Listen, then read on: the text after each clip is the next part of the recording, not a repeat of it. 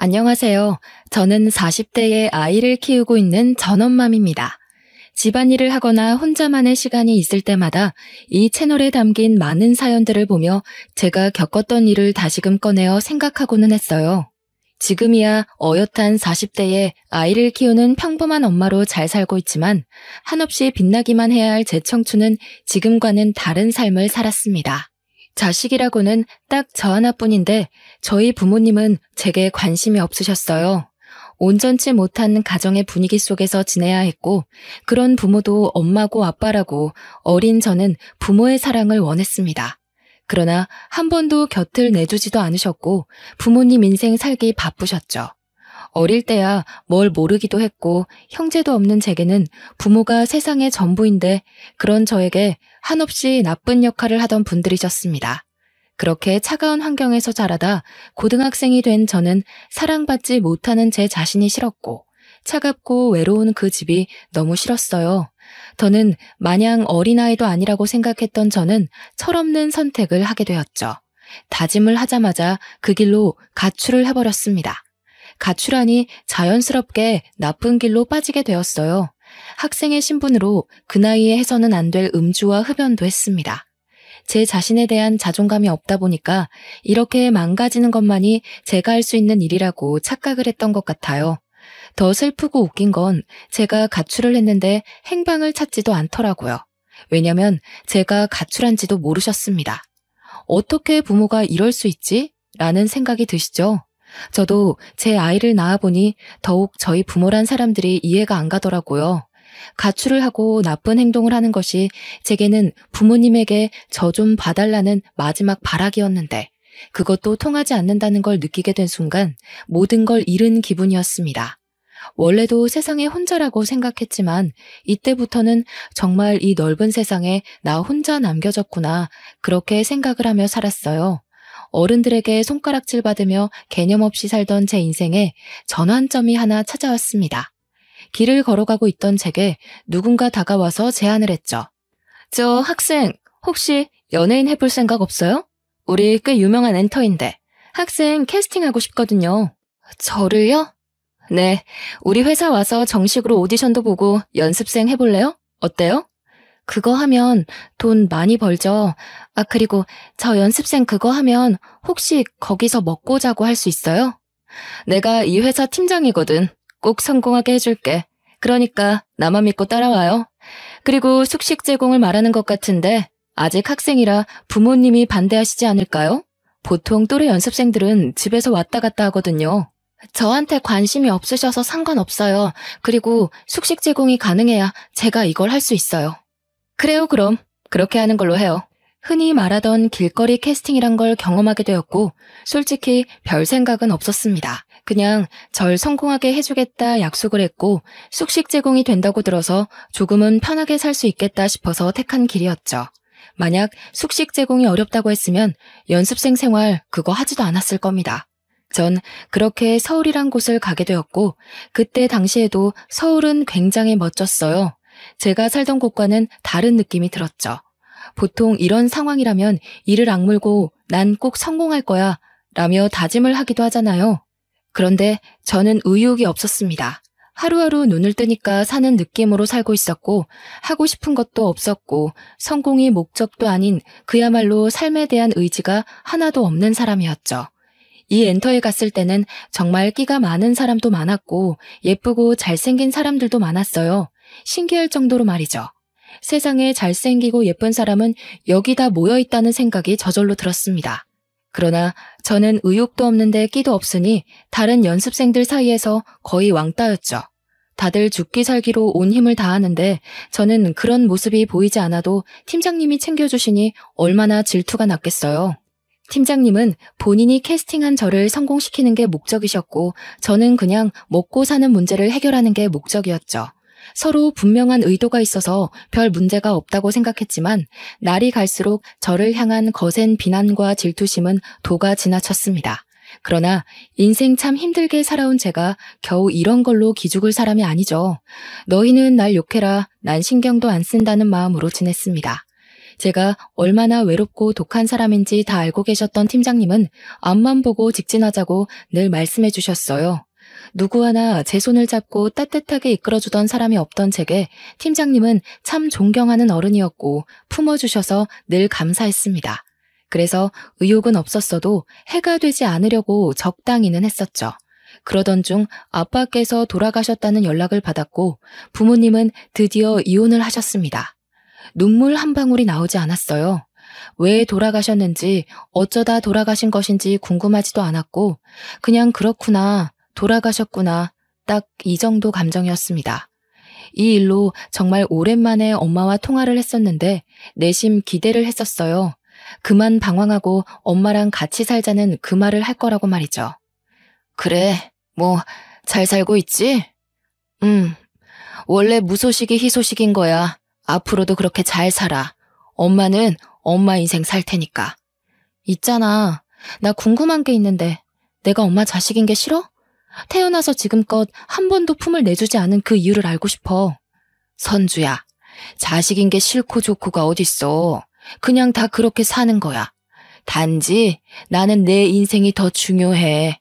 자식 때문에 내 인생을 포기하고 싶지도 않고 희생하고 싶은 마음도 없어. 너도 알겠지만 부부 사이가 좋은 것도 아닌데 내가 무슨 낙이 있었겠니? 그럼 나는? 부모밖에 없던 그 시절의 나는? 태어나게 해준 것만으로도 감사할 줄 알아야지 뭘 더 바래. 그래서 널 굶겼니? 먹고 살기는 했잖아.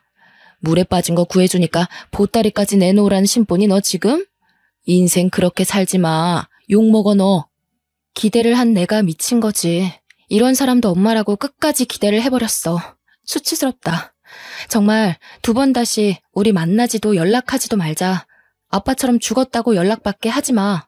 엄마 죽어도 난 안 가. 너 알아서 해. 너 하나 안 온다고 내가 무너질 줄 알아? 이게 어디서 버릇없이 엄마를 이겨먹고 있어.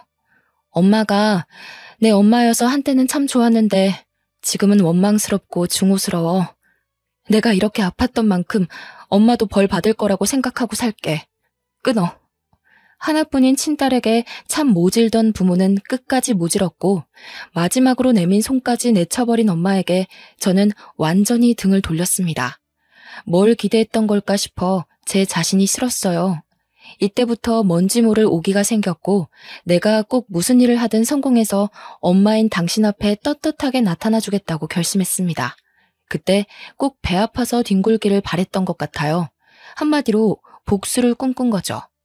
이악 물고 연습했더니 그룹 내에서 우수한 성적을 이루게 되었고 갑자기 발전하는 모습을 보여주니 많은 칭찬을 받았습니다. 물론 같은 연습생들 사이에서는 더 많은 질타를 견뎌야 했죠. 지금 와서 생각해보면 사랑을 받아본 적이 없어서 그런 것인지 어디를 가도 미움만 받았던 것 같습니다. 그러니 늘 외롭고 쓸쓸한 인생을 살았고 조금만 잘해주고 조금만 손을 내밀어주면 저 사람 참 좋은 사람이구나 그렇게 생각을 했죠. 같은 연습생 생활을 하던 오빠가 있었습니다. 저보다 4살이 많았고 많은 여자 연습생들 사이에서 인기를 얻고 있었죠. 그런데 그 오빠는 늘 혼자서 질타를 받는 제 곁을 묵묵히 지켜줬고 전 그 따뜻함이 낯설게 느껴지다가 시간이 지나니까 사랑하고 싶었습니다. 사랑이 뭔지도 모르면서 그냥 그렇게 사랑하게 되었고 연애를 했어요. 당연히 같은 연습생들끼리 연애를 회사에서는 반대를 했었고 비밀리에 쉬쉬하며 만나다 결국 들통이 났습니다. 그 이후 저희 두 사람은 이전보다 더 힘든 시간을 견뎌야 했어요. 쓴소리를 정말 많이 들었습니다. 성태야, 선주야, 지금 너희가 연애할 시간이 어딨냐? 어? 다른 애들은 1분이라도 더 연습해서 어떻게든 데뷔하겠다고 난린데 너희는 뭘 믿고 그렇게 여유로운 건데? 죄송해요. 그렇지만 연애를 한다고 해서 연습 소홀하게 한 적은 없어요. 선주야, 말은 똑바로 하자. 솔직히 너 다른 애들에 비해서 간절하지도 않은 거 나도 알고 있는데 계속 이런 식이면 우리도 곤란해. 요즘 세상이 예쁘다고 다 되는 것도 아니고 둘 다 명심해. 봐주는 건 여기까지야. 둘이 관계 얼른 정리하고 너희 본분에 집중해. 결국 실장님께 따로 불려가서 남자친구와 저는 이런 말을 들었습니다. 많은 생각이 들었어요. 저는 연습생을 굳이 하고 싶지 않았으나 숙식 제공이 되니까 했던 거고 먹고 살 길이 없으니 선택했던 길이지만 남자친구는 본인이 이루고 싶었던 꿈이었습니다. 본인이 꿈이 코앞으로 다가왔으니 쉽게 포기하기가 어려울 텐데 남자친구는 저를 선택했고 저도 그런 남자친구를 선택했어요. 안 그래도 너무 힘들었던 연습생 생활이라 하기 싫었는데 차라리 잘된 일이라고 생각했죠. 저는 회사에서 숙식 제공을 해줬지만 남자친구는 본인의 힘으로 작은 반지하 원룸에서 지내고 있었습니다. 연습생 생활을 포기하면서 당연히 모든 지원은 끊겼고 저는 남자친구가 지내는 곳에서 함께 지내며 별일을 다하며 돈을 벌었어요. 그때는 그게 최선이라 생각했고 아마 다시 돌아가도 같은 선택을 했을 거지만 지금 와서 생각해보면 참 철이 없었죠. 제 모든 선택에는 늘 부모에 대한 원망과 증오가 있었고 그렇기 때문에 난 이렇게 된 거야 라며 합리화를 했던 것 같습니다. 남자친구와 살면서 카페에서 아르바이트도 해봤고 식당에서 설거지도 일도 했고 고깃집, 공장, 편의점 등등 별일을 다 했어요. 제 힘으로 돈을 벌면서 점점 통장에 돈이 쌓이니까 재미가 들렸고 더 열심히 일을 해서 돈을 벌고 또 모았습니다. 남자친구도 열심히 일을 해서 돈을 벌었어요. 반지하 원룸에서 사는 게 절대 쉽지 않아서 하루라도 빨리 지상으로 이사를 가고 싶었습니다. 늘 습하고 곰팡이 냄새가 가득하던 그곳의 냄새는 꽤 오랜 시간이 지났는데 아직도 잊혀지지 않아요. 뭔가 제게 그 반지하는 많은 의미를 줬던 곳인데 제 힘으로 얻은 것도 아니긴 했지만 가장 바닥인 반지하에서 스스로 시작해서 점점 올라가 보자라는 의미가 있었습니다. 힘들었지만 쉬지 않고 일했고 그 결과 3층짜리 1.5룸으로 이사를 했어요. 날아갈 듯 기뻤고 너무 행복했습니다. 남자친구와 함께 지내던 이 순간이 제 인생에서 가장 따뜻했고 안정되던 시기였죠. 늘 제가 우선이던 남자친구가 있었기에 아무리 힘든 일을 해도 힘들지 않았고 이렇게 살다가 더 돈을 많이 모으면 결혼을 하자고 그렇게 약속을 했습니다. 그렇게 하루하루 행복이 뭔지 사랑이 뭔지를 느끼면서 살고 있는데 제게 자꾸 모르는 번호로 연락이 왔어요. 한두 번은 그냥 무시했는데 계속해서 오길래 한 번 받았습니다. 여보세요? 이제야 전화를 받네. 한선주 씨 맞죠? 대체 왜 전화를 피하지? 누구세요? 누구신데 자꾸 전화하세요? 내가 그쪽 투자까지 해주려던 투자자예요. 근데 이제야 알았거든요. 데뷔가 코앞인데 왜 그만둔 거예요? 대체 내가 지원이고 뭐고 다 해주려고 했는데 그랬으면 당신 인생이 달라졌을 건데. 네? 투자자요? 전 들은 말이 없는데요. 그렇겠지 당연히. 한선주 씨 회사에서 내가 투자한 걸 말하면 돈을 떼줘야 할 테니까 굳이 알려주지 않았겠지. 아니, 이럴 게 아니라 우리 한번 만나죠. 내가 이쪽으로 투자한 사람들은 무조건 대성했거든.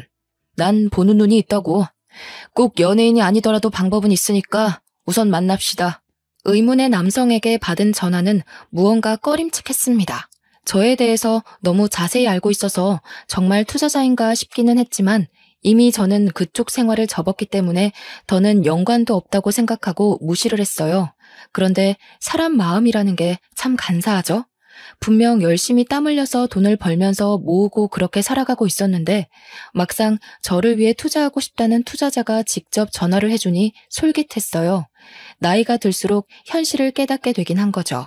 이렇게 한 푼 두 푼 모아서 언제 집다운 집을 사고 결혼을 할 수 있을까라는 현실이요. 결국 저는 그 투자자라는 사람의 연락을 다 받지 않다가 결국 제가 걸게 되었습니다. 여보세요? 한선주예요.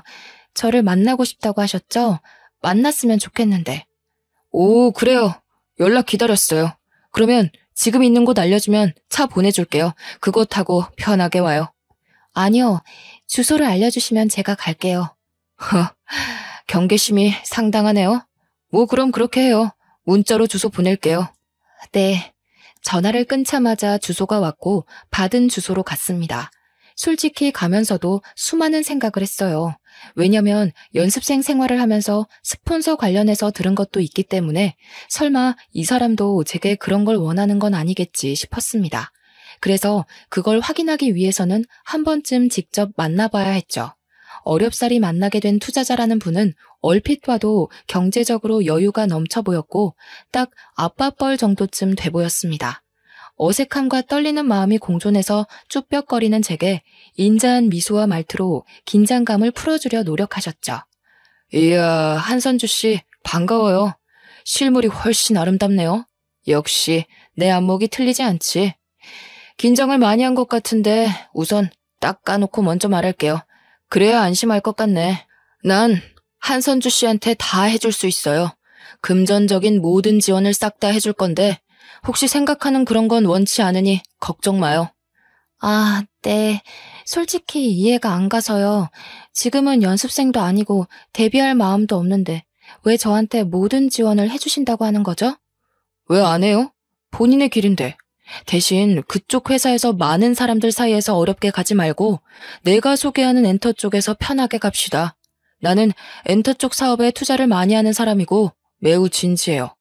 한선주 씨 한 명 제대로 투자해서 잘 키우면 내가 보는 이익이 많지. 당장은 손해처럼 보여도 말이야. 저 남자친구도 있고 동거도 하고 있어요. 이런 제가 연예인이 되면 소문이 꼬리를 물지 않을까요? 그런 세탁쯤이야. 우리가 늘 하는 거니까 걱정 마요. 언제까지 그렇게 구질구질하게 살 거예요? 기분 나쁠 수 있지만 이미 어느 정도 조사는 해서 대충 상황은 아는데 한선주 씨는 그렇게 살 사람이 아니에요. 그러니 잘해보자고요. 의욕도 없던 연예계 일을 다시 시작하라는 투자자의 제안이 결코 나쁘지 않았어요. 저를 완벽하게 밀어줄 것 같다는 느낌이 확 들었고 심지어 저렇게 만나고 나서 당일에 바로 저에게 500만 원을 입금해 주셨습니다. 이게 무슨 돈이냐고 했더니 품위 유지비라며 이미지 관리를 지금부터 할 거라고 하셨죠. 제게 몇백에서 몇천에 가까운 돈을 매달 서슴없이 주셨고 말 그대로 제 품위를 유지하라며 특별히 뭘 시키지도 않으셨습니다. 연습생 생활을 할 때는 죽으라고 연습하고 또 연습했는데 그것도 시키지 않으셨어요. 당분간은 이미지를 만드는 게 우선이라며 말이죠. 그러다 보니 전 쉽게 만지는 그 돈들을 펑펑 쓰고 다녔고 투자자가 이유 없이 주는 고가의 선물들과 고가의 차까지 당연하다 생각하고 받았습니다. 이렇게 살다 보니 누가 봐도 제가 변한 게 보이고 고가의 물건들이 집에 쌓이고 있었죠. 심지어 차까지 생기니 남자친구는 저를 추궁했습니다. 선주야, 너 정말 요즘 이상한 거 알지? 대체 이 많은 것들을 무슨 돈으로 산 거냐고. 무슨 생각으로 차까지 산 건데 너 일도 그만뒀다며, 어? 말 좀 해봐. 아, 진짜 왜 이래? 내가 뭐 오빠한테 돈을 달라고 했어? 아니면 사달라고 했어? 무슨 상관인데 내가 뭘 하든 말든 그냥 알바 좀 뛴 거야. 너 똑바로 말해. 대체 요즘 뭐라고 돌아다니길래 갑자기 안 하던 짓을 하는 거야? 너 지금 집에 있는 저 가방에 옷들만 해도 얼마인 줄 알아? 지긋지긋하네 정말. 얼마인 줄 내가 알게 뭐야. 저런 거 하나 사줄 능력도 없으면서 오빠가 뭔데 나한테 뭐라고 하는데? 무슨 자격으로? 너 정말 말 다 했어? 지긋지긋해. 이렇게 구질구질하게 사는 거 싫다고. 아무리 일을 해도 달라지지 않고 매일이 똑같아. 과연 우리가 이 원룸에서 탈출은 할 수 있을까? 미래는 있을까? 난 없다고 생각해. 지금도 헤어지고 싶은 거 겨우 참고 있는 거니까 나 건들지 마.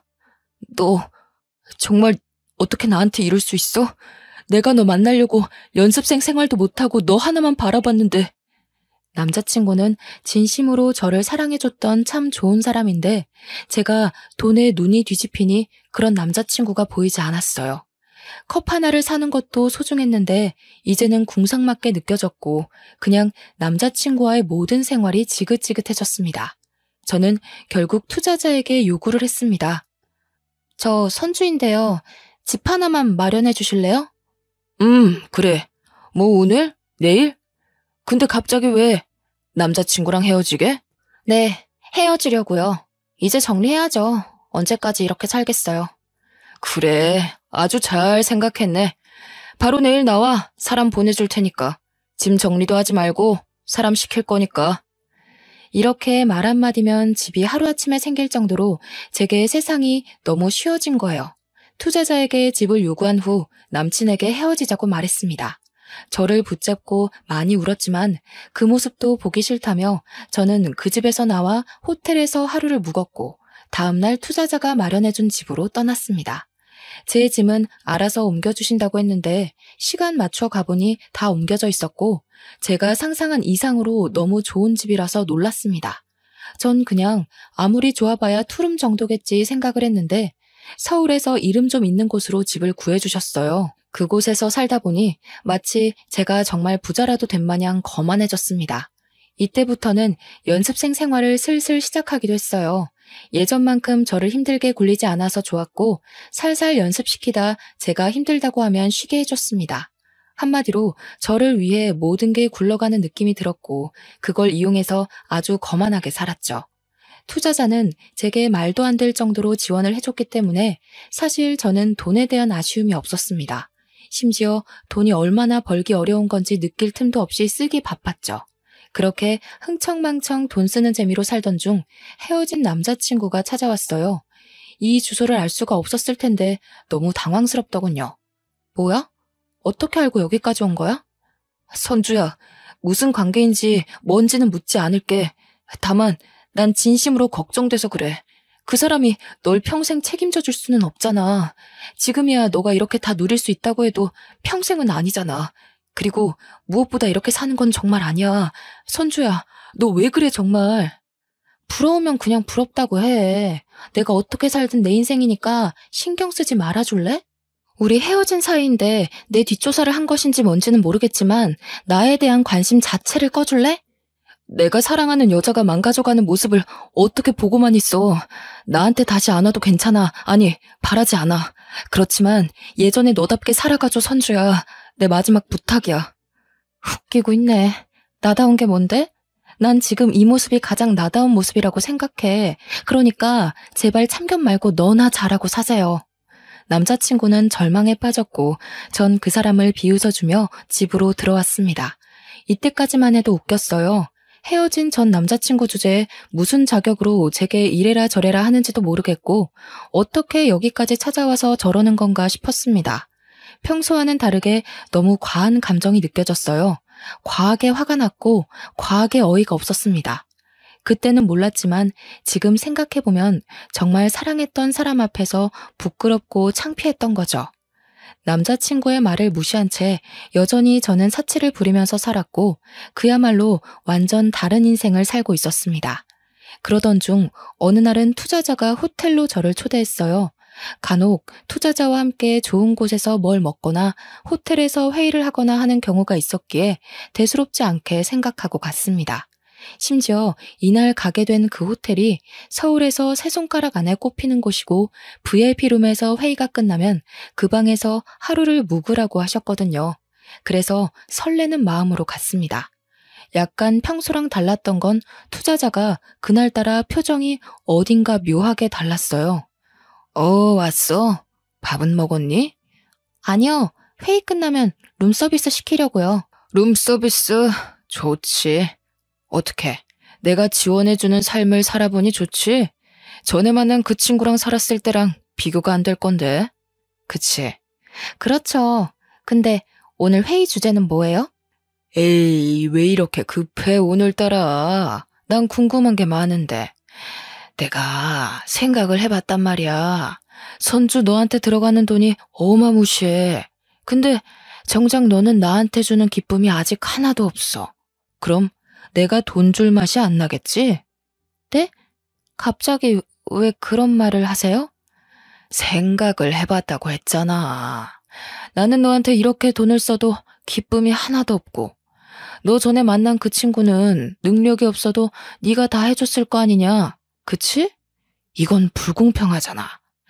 그래서 네가 나한테 기쁨을 줄 때까지는 다른 기쁨을 줘야겠어. 뭐라고요? 순식간이었습니다. 이곳에 자세히 담을 수도 없지만 갑자기 제게 기쁨을 달라면서 그런 관계를 원했고 저는 투자자를 밀치고 신발도 못 신고 맨발로 뛰쳐나왔어요. 그렇게 뛰쳐나와서 급하게 택시를 탔는데 생각해보니 제가 살던 그 집도 그 사람 집이었죠. 우선은 급한 대로 최대한 멀리 가달라고 했습니다. 그러다 문득 혹시라도 제 계좌를 추적하거나 할까봐 근처 ATM 앞에 세워달라고 한 후 돈을 다 뽑아버렸어요. 그 후 최대한 멀리 떨어진 곳으로 가서 호텔에 몸을 숨겼습니다. 한참을 울고 또 울었고 그제야 정신이 들더라고요. 핸드폰 전원도 꺼두고 무서워서 아무것도 못한 채 호텔 방 안에만 숨어 지낸 지가 일주일쯤 되었을 때 저도 생각이 어느 정도 정리가 되었습니다. 모든 걸 내려놓고 정신 차리고 살아야겠다고 말이죠. 일주일 동안 자책을 너무 많이 했고 저 자신이 너무 한심해서 말로 다 설명할 수도 없었지만 살고는 싶더라고요. 그래서 용기를 내 핸드폰 전원을 켰는데 투자자에게 미친 듯이 연락이 와 있었습니다. 보니까 내용이 그랬어요. 기쁨도 주지 않고 도망만 친 저를 용서할 수 없다며 죽을 때까지 쫓을 거니 멀리 도망쳐 보라는 협박성 문자들이었습니다. 이외에도 본인 소나기에서 벗어날 방법을 알려주겠다며 그동안 지원받은 모든 것들을 다 내놓으면 놔주겠다고 했죠. 한참을 고민하던 끝에 용기를 내 투자자에게 직접 전화를 걸었습니다. 저예요. 지금 이게 뭐 하는 짓이에요? 애초에 계획한 내용과는 전혀 다르잖아요. 당신 멋대로 계약 위반해놓고 이제 와서 지원한 거를 갚으라고요? 웃기지 마세요. 선주야, 내가 늘 말했잖아. 어딘가에 사인할 때는 꼭 자세히 읽으라고. 너 그 계약서 제대로 안 읽었구나. 거기에 쓰여 있는데 1년 안에 데뷔 못할 시에는 내가 원하는 기쁨을 데뷔할 때까지 주면서 지원받은 걸 갚아야 한다고. 그게 딱 적혀 있어, 선주야. 뭐라고요? 당신 진짜 사람 아니구나. 내가 그럼 너 따위한테 그런 지원을 이유 없이 해줬겠니? 다 이유가 있는 거야. 이제라도 알았으면 몸으로 기쁨을 주던가 몸으로 일해서 갚던가. 뭐 선주 네가 선택해. 대신 오늘 안에 선택해서 대답을 해줘야 해. 안 그러면 어쩔 수 없이 내가 너를 찾아갈 거니까. 이딴 게 어딨냐고. 내가 그 돈을 어떻게 갚냐고. 돈을 못 갚으면 몸으로 갚으라니까. 더러운 놈. 가만 안 둘 거야. 그렇게 투자자와는 전화를 끊었고 답이 없었습니다. 제가 생각했던 것 이상으로 상황은 심각했고 뒤늦게 찾아본 계약서에는 정말 그런 내용이 적혀 있었어요. 아주 깨알같이 작은 크기로 말이죠. 세상에 공짜는 없는 건데 정말 멍청해도 어쩜 이렇게 멍청할 수 있는지 저 자신이 싫었어요. 결국 저는 도망자 신세가 되었습니다. 투자자는 저를 쫓았고 저는 도망 다녔고 그렇게 살았어요. 죽기 살기로 도망쳤는데 투자자는 제게 늘 문자로 그랬습니다. 아이고 놓쳤네. 이번에도 꼭꼭 숨어라. 머리카락 보일라. 너무 두렵고 무서웠지만 제가 다 저지른 일인데 누굴 탓하겠습니까? 이 와중에 전 남자친구가 자꾸만 떠올랐는데 그게 참 이기적인 거죠. 떠올리는 저 자신이 어이가 없더라고요. 그렇게 헌신적이고 착한 사람을 매정하게 버려놓고는 이제 와서 제가 죽을 것 같으니 떠올리는 것도 싫었습니다. 본인 꿈까지 포기하고 저를 선택한 사람인데 이제 와서 그 사람을 찾아가면 저는 정말 몹쓸 짓을 여러 번 하는 거겠죠. 그렇게 저는 안 돌아다닌 지역이 없었어요. 매일 지역을 바꾸면서 돌아다녔습니다. 더 이상 갈 곳도 없고 떠돌아다니며 도망다니는 것도 너무 지치더라고요. 설상가상으로 돈도 더 이상 없어서 견딜 수가 없었습니다. 다행인 건 정말 깊숙한 시골 동네를 우연히 가게 되었는데 거기서 만난 할머니께서 저를 며칠 동안 그냥 묵게 해주셨어요. 그게 감사해서 할머니 밭일도 도와드리면서 한 일주일을 넘게 있었던 것 같습니다. 그런데 거기까지 투자자가 찾아와서 할머니께 제대로 인사도 못하고 도망쳤고 하필 짐도 제대로 못 챙기고 도망치는 탓에 주머니에 있는 돈이 고작 2만 원 정도였죠. 아마 그 할머니를 추궁해서 제 짐가방을 투자자가 가져갔을 거라 다시 가봐도 의미가 없다는 걸 알았습니다. 결국 노숙이라는 걸 하게 되었고 공원 의자에서 하루를 지새우고 공중 화장실에서도 자고 그러다 정말 씻어야겠다 느껴서 찜질방에 갔어요. 딱 여기서 하루를 보낸 후 숙식 제공을 해주는 일자리를 구해야겠다고 생각을 했습니다. 그간 일자리를 못 구했던 이유가 일하다 도망치면 돈도 못 받고 가게에도 피해라고 생각해서 못했는데 더는 길이 없었죠. 노숙까지 하다 오랜만에 깨끗하게 씻고 컵라면을 먹고 잠이 들었는데 그렇게 개운하고 편할 수 없었습니다. 한참을 곤히 자고 있는데 누군가 저를 흔들어 깨웠어요. 순간 직감적으로 큰일 났다고 느꼈고 두 눈을 번쩍 뜨니까 제 얼굴 앞에는 투자자가 있었죠. 사람이 너무 놀라면 소리도 못 지른다는 말을 이때 실감했습니다. 악소리도 나지 않았고 그저 멍하니 쳐다봤어요. 투자자는 거칠게 저를 끌고 갈 줄 알았는데 잠시 조용한 곳 가서 얘기 좀 하자고 했죠. 그동안 봤던 모습과는 전혀 다른 모습이라 또 경계가 되었습니다. 또 무슨 속셈인데요. 차라리 그냥 때리든 뭘 하든 알아서 하세요. 더는 더 이상 이렇게 못 살겠어요. 미안해요. 내가 오해를 했더라고요. 사실 10년 전에 당신 엄마랑 결혼까지 약속했었는데 알고 보니 유부녀의 애도 있었더라고. 난 그래도 괜찮다고 기다리겠다고 했고 그 여자는 이혼하고 얼른 오겠다고 했었지. 그래서 간이고 쓸개고 돈이란 돈을 다 가져갔어.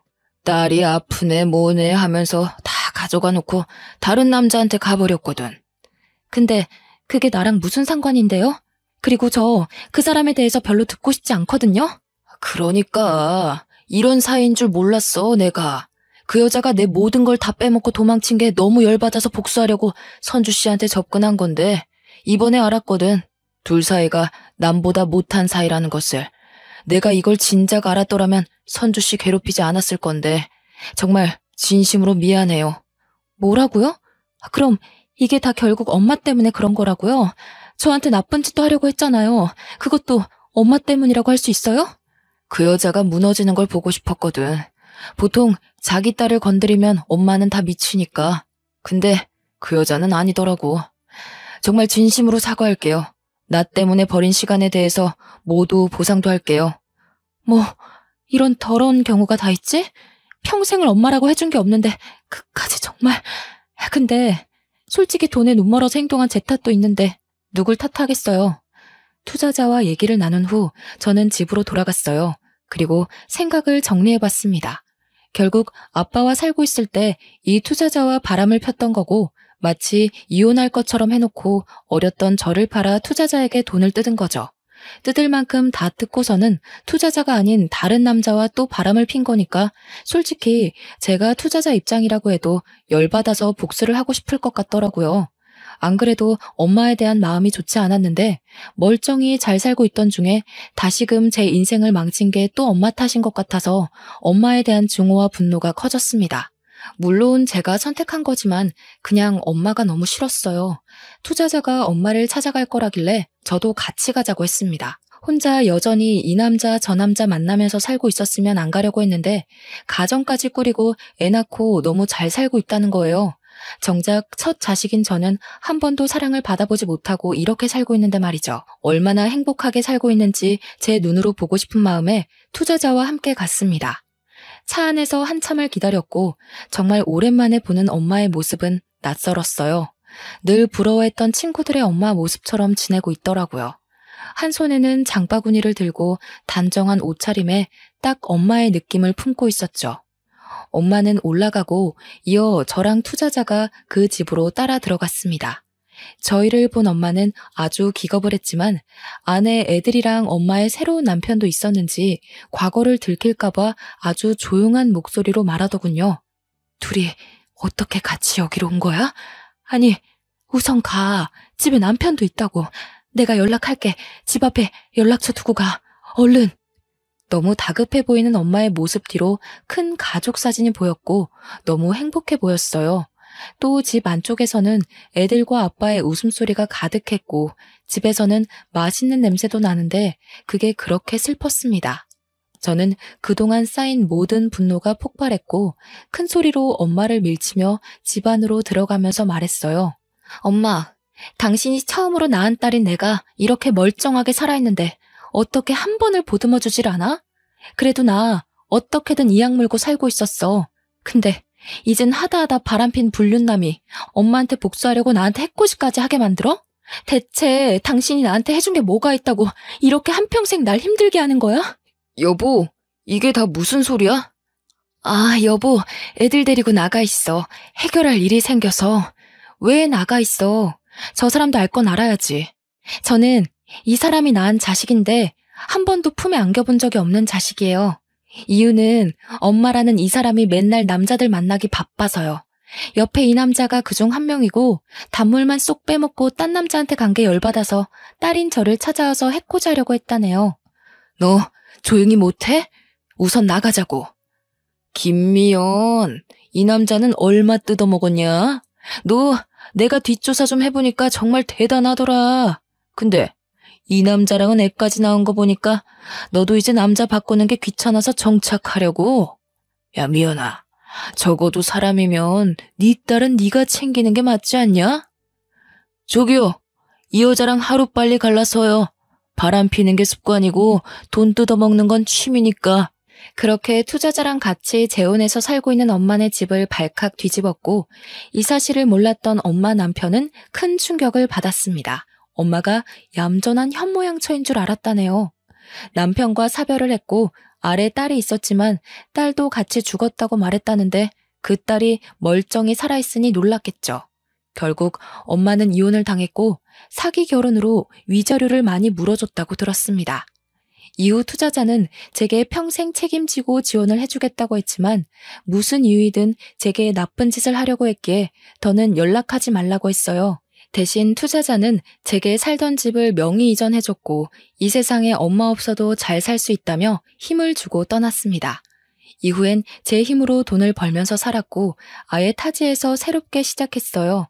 그곳에서 지금의 남편을 만났고 모든 내용을 다 알고도 지금의 제 모습을 존중해주고 사랑해주는 사람입니다. 결혼은 절대 못할 줄 알았는데 남편은 제가 못난 모습을 보이면 따끔하게 말해주기도 하는 인생에 참 도움이 되는 사람이에요. 제가 많이 사랑하고 존경하는 그런 사람입니다. 아껴주는 시부모와 남편 덕분에 가족이 뭔지를 느끼면서 하루하루 살고 있어요. 사랑이 고파서 한없이 엇나갔던 한심한 저 자신을 가끔 떠올리면서 자책하고 후회하면서 더 열심히 살아가려고 아직도 노력하고 있습니다. 저를 정말 진심으로 아껴주고 사랑해줬던 그 사람도 지금 어딘가에서 저보다 훨씬 좋은 사람을 만나서 행복할 거라고 믿어요. 저라는 사람도 이렇게 행복한데 그 좋은 사람이 안 행복할 수 없죠. 생각하면 늘 미안한 존재지만 이제 그만 생각하려고 합니다. 그게 모두에게 예의니까요. 뱃속에 아이가 올 가을이면 태어나는데 다른 건 몰라도 부끄러운 엄마가 아니길 바래서 매일매일 노력 중이에요. 제가 받지 못한 사랑을 태어날 아이에게는 듬뿍 주면서 키우려고 합니다. 한심하고 부끄러운 제 과거를 들추는 게 결코 쉽지는 않았지만 부디 많은 응원 부탁드릴게요.